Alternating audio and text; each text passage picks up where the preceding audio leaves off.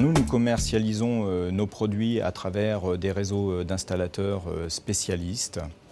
On s'attache vraiment à ça, puisque c'est des machines qui sont relativement techniques, qui nécessitent une mise en œuvre faite par des professionnels, dans le sens où ces professionnels doivent justifier d'aptitude à la manipulation des réfrigérants. Donc ça correspond à la norme F-Gaz qui est actuellement en œuvre sur le marché français.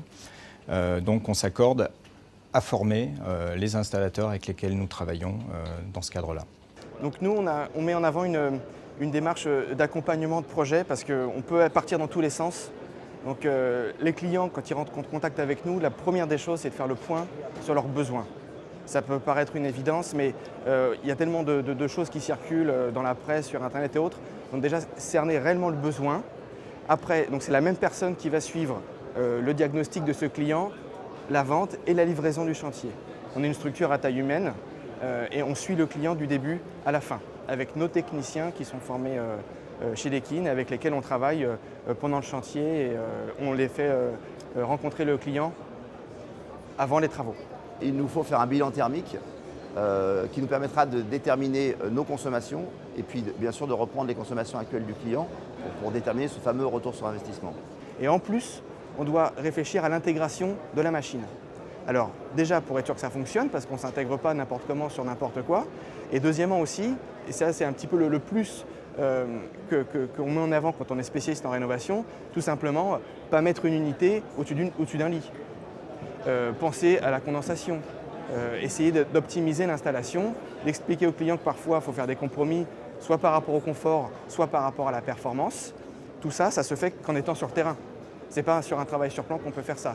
Donc des fois, il faut 1, 2, 3 rendez-vous pour pouvoir non seulement rendre l'étude, et puis régler tous les problèmes techniques. Les passages, est-ce qu'on va rainurer, est-ce qu'on est sous goulotte, si on fait de l'hydraulique, le réseau est-il suffisant, faut-il des embouées, faut-il faire un travail curatif sur le réseau ou pas.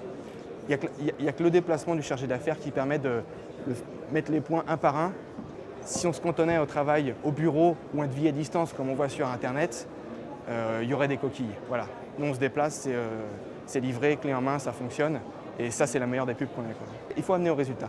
Il faut que le client, quand il s'engage avec vous, il vous fait confiance, vous êtes responsable, vous devez lui livrer quelque chose qui fonctionne. D'où l'intérêt de bien connaître les machines et de bien connaître son boulot pour des fois savoir dire non, c'est pas possible. Ou alors, c'est possible à condition que.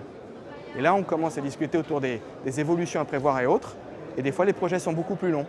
Soit parce qu'il faudra plus de budget, soit parce qu'il faut plus de réflexion sur vraiment savoir ce que le client souhaite. Aujourd'hui, le marché est en train vraiment de se structurer et on entend tellement tout et n'importe quoi qu'il faut de l'assurance qualité pour le client. Cette assurance qualité, elle vient tout simplement par des labels. Le premier des labels, c'est de savoir si l'installateur est connu du fabricant. Après, il y a d'autres labels qui sont très importants, c'est tous les labels type Calipac, Califelec, si on est électricien. Tous ces labels-là font une sorte de barrière à l'entrée qui rassure le client et qui lui amène l'assurance que l'installateur en face de lui a pignon sur rue et qu'il fait toutes les démarches et entreprend tout ce qu'il faut pour pouvoir être le plus transparent possible sur sa qualité de pose. Donc ça, à mon sens, c'est quelque chose qui est important. Il y a une loi qui est sortie sur les fluides pour la manipulation des fluides sur les installations supérieures à 2 kg qui a déjà écarté beaucoup de rigolos, on va dire. Donc ça, c'était un premier pas. Et moi, je serais pour que les labels soient plus contraignants pour, encore une fois, cette idée de barrière à l'entrée pour écarter tous les gens qui ne sont pas sérieux. Donc moi, j'accueille ça favorablement, d'avoir du contrôle et d'avoir de la transparence.